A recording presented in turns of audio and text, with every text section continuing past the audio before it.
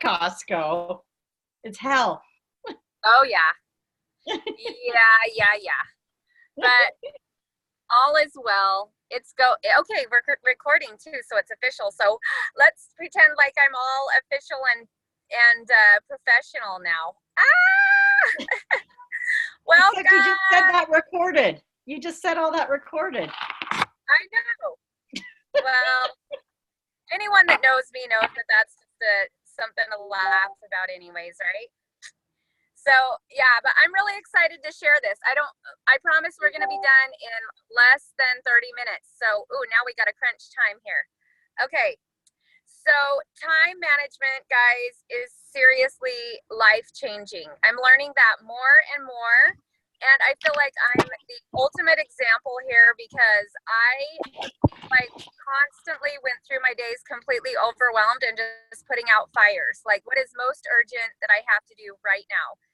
And I was constantly just, at duty calls. So whatever happened, like I was running from one thing to the next, and I felt so overwhelmed. And this all started, like I'd had some training with group trainings with Preston Hugmeyer where he talked about a little bit about time blocking, time management, things like that.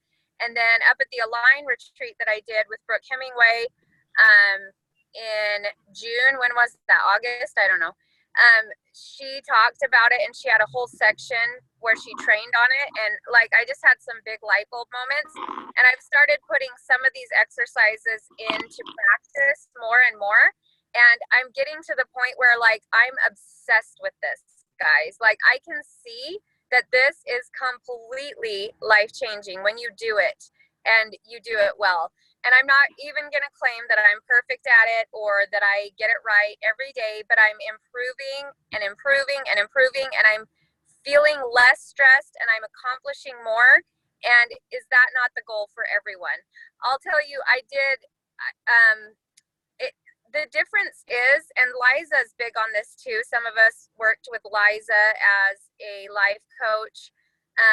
I don't know if you can hear my truck if that's noisy, but there we go. It's a diesel. So anyway, she talked about a lot about time management, and what I've discovered, and I told her that I'm learning more about this, is the difference between time management and reacting to your day is literally like,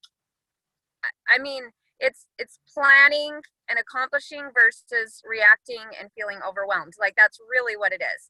So I just wanted to give you just like the basics of what I've learned and kind of how I've learned to apply it that it works best for me. I know everyone's different, so I'm going to give you some different suggestions that you can try, but the basics I think are for everyone. And then you can find the way to plug it into the system that works best for you, whether that be an app, whether it be, like day-to-day time blocking list that you make, or whether it be a Google Calendar, which we're going to talk about some ideas there, things, whatever. But the basics are all the same. It's basically owning your time versus reacting. And it makes all the difference in having a life. So I just wanted to read through the basics of this. Came straight from the training that Brooke Hemingway did on this up at the Align retreat that I went to in Bear Lake. And I'm just going to read these off. Jot these down if you're where you can take notes. Listen it over and over again. These are the most important things about owning your time and time blocking and chaos management. Okay. Download. So first of all, actually, she talked about how you should download your month, like at the last day of the month, or you can choose to do it a couple days before, whatever works for you, but make sure you schedule this in, is downloading your month. Okay. Then you break that into downloading your weeks, and then you break that down to downloading your day. So it's like a 3-step process, and you could even take this at a bigger level and kind of download your year. And then as more things get scheduled, you can just like break it down into each category. But she said that this is something she does every single weekend is she downloads her upcoming week, and then every night she downloads the upcoming day. And a couple other things is she says it's really important that you meet with your shareholders and that they have a good understanding of why why you're doing what you're doing and the importance of it.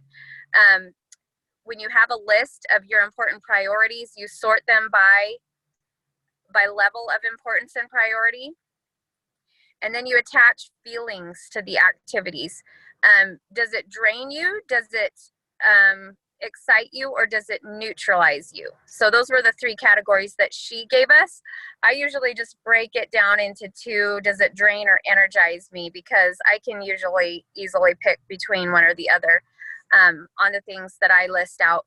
And then don't stack draining activities on top of another draining activity. You want to alternate activities throughout your day between something that drains you and something that energizes you. She says excite you. I just changed it to energize. And then there are some activities that are neutral, like I guess that would be laundry for some. Maybe that drains some people, but like there's a lot of chores that I do that like don't really do either, but I just make sure I'm alternating. Put everything in its place, and then your brain can relax. When you have an agenda, I found, and see, I'm a type of person that like is naturally very spontaneous. I have an awesome office at home, but I very rarely use it because I get energized by feeling spontaneous. So I like one day I'll work from my bed, one day I'll work from my kitchen table, one day I'll work from my office. I like the options and the way it feels to be spontaneous. So, but what I'm finding is that when I have a plan for the day and a system in place, that I'm feeling less overwhelmed and I'm accomplishing way more. Okay. She said, set timers. And when you do sit down to do tasks, you should have time slots figured out of like your goal, how long you want to spend on that. And stop avoiding. This one's huge for me. If you put a specific task in a time slot, don't exchange it for something else that you'd rather do. What you'll find, because I'm guilty, I've done it before, what you'll find is that does not bring peace. You end up feeling kind of guilty and like a failure, or I won't say a failure, but like then it just doesn't bring peace. Create a buffer time. This is huge. Something I've discovered as a must is give yourself a buffer time during the day, because things come up that you aren't expecting. For example, I had my day basically time blocked for the day, and then Breck missed the bus. So I had to drive him to school, which I wasn't planning on. And that I was able to use some of that time into my buffer time. So some of the things that I planned to do when I had to take him to school that I wasn't able to accomplish, I can move that to my buffer time. Does that make sense? So really important to have some buffer time, and really important to schedule in family time and downtime, because what you'll find is you can schedule yourself like crazy, but you don't want to feel like a machine. Like the reason we do life, the reason we do Plexus is because it allows us to spend time on the things that are most important to us, which I'm sure we'd all agree is family and our own personal dreams and things. So self-care, very, very important that you're scheduling those things in. So make that a priority. You'll find that the most successful people, they schedule those things in. They make self-care a priority. They make family time a priority. They're not working 24 hours a day. Okay, so on that thought, I wanted to just kind of show things that I've learned and like show you how you would write it out. I was trying to decide if I kind of started it, so it'll be quick, hopefully. And then we're going to have Carol talk with us for a few minutes about mastering. Holy cow, is it already almost time to be done? I want to make sure Carol gets some time to share about follow-up and the most time-effective way to do that. Okay. So you start with your calendar for the month. Like, let's pretend, and I wish I would have brought my new one. I found this, my favorite journal or calendar is called the Passion Planner. This was actually a gift to me last year, and I love it. I love the organization of it, and there's affirmations throughout. There's monthly reflections that you do. There's all this good stuff. But here is, I'm just going to show you an example. I wish I had this color coded like I've started to do. Oh, this one is. Well, no, not so much. So you start with your month, like let's just say December's coming up. So you would open up your December calendar and you'd write everything you know that's on the agenda for December, plexus-wise, family-wise, church-wise, whatever. You want to get all the things that are time scheduled in first, okay? And then as new things come in, which they always do, then you'll just add those as soon as you can. I like to color coordinate. So let's just use for an example that anything for plexus, I might write in, and I like to use pencils. I've learned that versus using ink because things change. But let's just say, for example, I'd write in red pencil, anything for plexus, in blue pencil, anything for family, and then like, you know, just regular pencil, anything that's just like has to happen, whatever, anything else. Then at the, like before the new week starts, you want to download your week. So you'll try to go in detail as much as you can, adding everything you can think of for the upcoming week. Then once you get that done, how you download your day, this is where it gets really good, okay, is you want to start with making a list of everything that you want to accomplish that day. Now, what I find is there's certain things that I do the same thing every Wednesday of every week. And so those are on the calendar every single week, right? It'll be the same. I do yoga at 8:30. I always feed the horses at 8 o'clock on my way out. I always do success meetup at noon on Wednesdays. So those things are already scheduled in. I'm not going to write every single one of those things on this calendar. I'm going to, however, write them on my list to download the day, along with anything that isn't on the every Wednesday list, but things that I want to accomplish this Wednesday. And I'll just use this as an example, because today I had on my list my regular things, which is every morning, and I have alarms for all of these, okay? These are the things that happen the same time every day. I have alarms that go off on my phone that remind me to do them. So I have my scriptures and prayer time scheduled in, an alarm goes off until the alarm says, you know, that it tells me that's what I need to be doing right now. Then an alarm goes off at 6:20 that says Breck. I go wake up Breck, give him his slim, you know, help him get his clothes, whatever he needs, and go make him breakfast. Then I have another alarm off while he's getting ready where I clean the kitchen, empty the dishwasher, and start dinner prep. This has been life-changing for me, guys. My family eats dinner now more together than we ever have, and it's so stress-free for me. I also include on my weekly downloads for the week, I do a meal plan. So I sit down and I figure out what we want to have for dinner every night that week, and do I have all the ingredients I need for that meal.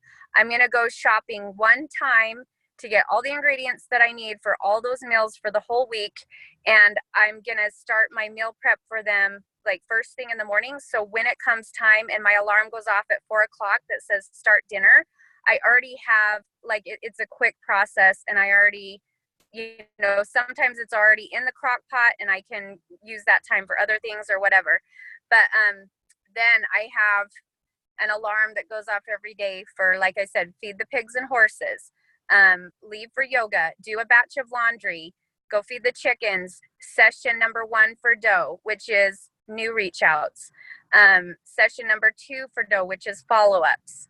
And then another alarm goes off for like follow-ups, like what Carol's going to talk about, following up with new ambassadors and customers. Then another alarm might go off for Facebook groups. These are things that you may or may not have depending on where you're at with your business. And they don't go in that order. I'm just giving you an example of what might be on my daily alarms. And then these are the extras that I want to add in. Today, I had a really busy day. So it seems crazy, like I might be able to use this as an excuse that, oh, well, I'm not going to be able to get my dough done today. Because listen to all these extra things that I have. Besides the fact that Breck missed the bus and I had to drive him to school, which I wasn't planning on, I had to go drop off donations at the Dove Center, make a Costco run. The boys have a double duel tonight, which is going to take, 2.5 hours out of my day. I'm going to pick up food for them to bring to them after weigh-ins. I have a call scheduled with Moses and some Latino ambassadors at 4:30, right before I walk into the duel. I'm going to do that from the parking lot. Monty bought new chicken food, and I need to dump that into the feeder. So that's still sitting out, needs to be done. I've got this Zoom scheduled today, which isn't an everyday thing. I need to package some gifts and mail them out. I need to label Christmas cards, and I need to call Jackson and Catherine, who want to do the Renew You Challenge. And I wanted to spend some time planning our next Bear Lake retreat. So how the heck do you fit all that in one day? That sounds crazy, right?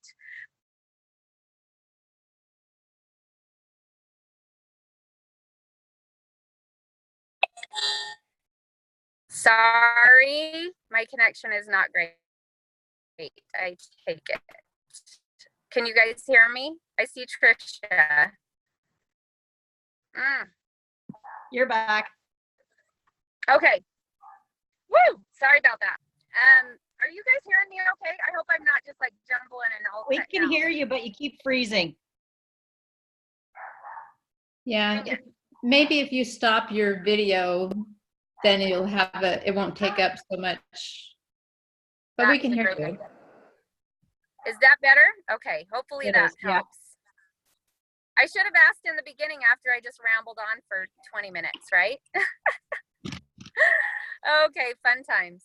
All right, well, if you guys missed anything, like just make sure that you ask, because we can, I can share this again if I need to. But my point is, it's crazy how much you can fit into a day when you time block it. So I did want to show you, I guess what you want to do is, like I said, first you have alarms set for everything that's already scheduled in, right? And then you want to make a list on your open times of what else do I want to accomplish today. And then you want to go in and make sure you're alternating on your time blocking things that drain you and things that energize you. There's also like a neutral category if you want to use that, but I find I can fit everything into one or the other just for simplicity.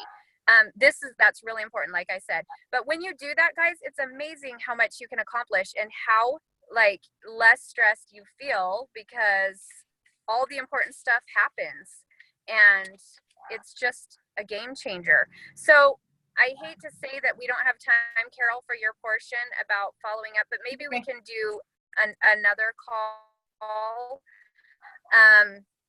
just because I want to be respectful of everyone's time, and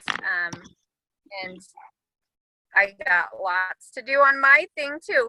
Let me see if I missed anything. I've got some notes here.